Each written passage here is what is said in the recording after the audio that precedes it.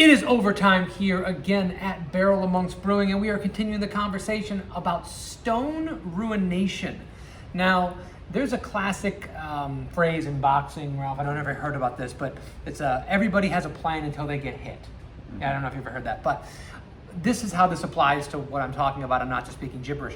I had a plan today. I had a plan to go buy a very specific beer at Total Wine & More that I wanted to do for Old Favorite Friday, but everybody has a plan until you see Stone Ruination's reissue in the cooler at Total Wine & More. And I saw this and I said, oh my God, Stone Ruination, I haven't seen this in forever. And I'd always assumed that Stone Ruination was in production.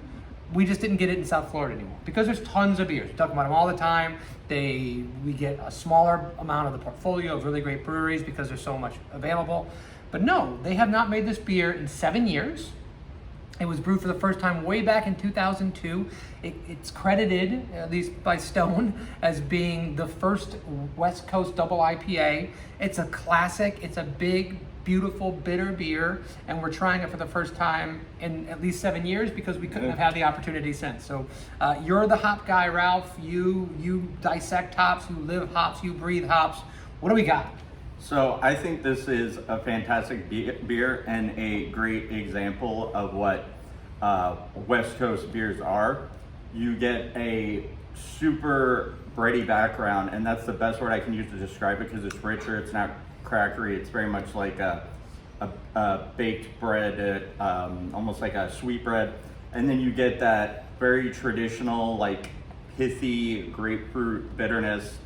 And as I even said to you, I'm getting a melon character, and it's so awesome because, like you said, it's been probably about 7 years since I've had this beer, but it like tastes just how I remember it. And it's taken me back to like when this came out. This would have been one of those beers. Like every time I had a Ruination, I just loved it. So like this is such a classic, and they really did a good job bringing it back. This was kind of a time and place that I first had this beer, because I didn't have it for the first time, I don't think, in 2002. I think I had it a little bit later on when a lot of other double IPAs were out there, but affectionately referred to as the IBU wars, right? When we're talking about really bitter beers, this is listed as 100 plus IBUs. At some point, Ralph was schooling me on this. I thought it was the threshold was a little bit higher, but after a certain amount of IBUs, your palate can't really taste them. What was the number again, Ralph? I want to say it's around 80, 85, somewhere around there. So anything over that we would call theoretical IBUs, and the fact that your palate can't define the difference. But we were seeing beers with 120, 130, 160 theoretical IBUs, and there is a notion that just doing that for the sake of doing it is maybe a little silly. Maybe it's just just ABV, the ABV wars. Maybe it's just as much fruit as you can put into something, and are you actually making it better? Good breweries made good beers out of that kind of philosophy of raising the bitterness but still delivering a lot of flavor. Yeah, and what I like about beers like this, and just even back then when they were having the IBU wars, specifically with like Stone, when a beer is so well crafted, like some of their great beers that they've done, it's a different bitterness where, yes, it is bitter. If you've never had an IPA, it might take you a second to get used to it, but it's so clean. Like I've had, IPAs now that are supposed to be like no bitterness at all, and it's actually very bitter, but it's like a vegetal bite. Yeah. Where this is none of that. This probably, theoretically probably is 100 or so IBUs, but it works. It works with the malt character. It works with, you are still getting a little bit of that fruit, like I said, from those hops, and it's the whole package. Yeah, the first thing I tasted in this was like a sweet ruby red grapefruit juice, and that perception of sweetness, I mean, I'm guessing this beer finished relatively low as far as its residual sugars go. It's got tons of bitterness, but it's still coming off as having a hint of sweetness because of the malt character and the hop flavor that's expressed, and they kind of like meld together to give you that perception of sweetness on a beer that's not sweet. That kind of combination of flavors is what we go for. It's like when we talk about a Pilsner, I'm getting the sweet character out of a bone dry beer. Or you're picking up fruit flavors and a little bit of residual sugar accentuates the fruit. Well-crafted beers, you're not just thinking about, okay, we got to make it bitter.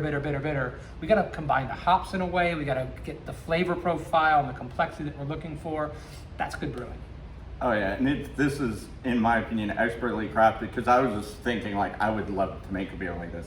I'm not a big like clone beer person, but if you're like make a West Coast IPA and I made a beer that tasted like this, I would be totally fine. Well, right now we're still in the midst of the haze craze. Everyone wants the East Coast style, even if it's not super hazy. They want the juiciness, the tropical fruit. This is much more citrus based, maybe a little bit of pine, things of that nature. The West Coast style, the classic style of IPA that we all kind of grew up on in the industry.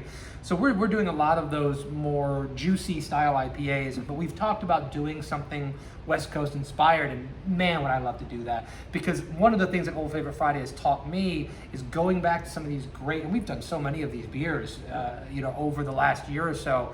I mean, now I'm blanking on it, of course, because I'm in front of a camera, but, a Celebration has that West Coast style. The Loose Cannon has a little more of a West Coast style, even though it was bigger and maltier. So many great beers out there that we've done. 2X IPA by Southern Tier we had. Every time we have one of those beers, I go, why aren't we doing this? And there's only so many fermenters we have, and we've got other beers to release, but I feel like we're closer and closer to doing this kind of beer very soon. Yeah, that would be fantastic. And kind of, it's one of those things, like you said, is you can get so caught up in the moment, what everyone's doing now, and you're trying to follow that. But then you go back to have one of these and you're like, oh, that's why this is what it is, and why it will always be talked about, whether it was then or now. No one's ever gonna be like, oh, well, that's not a good beer. No, it's a classic and will always be. Yeah, excellent beer. So this is part of the reissue series that Stone has been doing. There was like votes on this of what beer they should bring back. I was not expecting it. I just saw it. I had to get it. We had to try it. I knew Ralph was gonna love it. So it's just come out, as far as I understand. Please go find it. I'm sure it's not going to be around for very long. It's also an IPA, a West Coast IPA. You're going to want to drink this thing fresh. The date, I think the drink by date on this 6-pack was in March, I think early March. So you don't got too much time. Find the beer, drink the beer. If you're a fan of this style from back in the day, reminisce, indulge in some nostalgia. If you are new to the craft beer industry and you're much more of the juicy, fruit-forward IPA, East Coast IPA style, give this a try and see where the roots are for IPAs in the U.S., because this is one of the very, very important beers in developing the IPA in the U.S. and really getting to where we are now. So highly encourage you to try this out. Get it this weekend. Please poke around on our YouTube channel, like, subscribe, see some other conversations that Ralph and I and some other people have done about some other incredible beers, and we'll see you next week. Cheers. Cheers.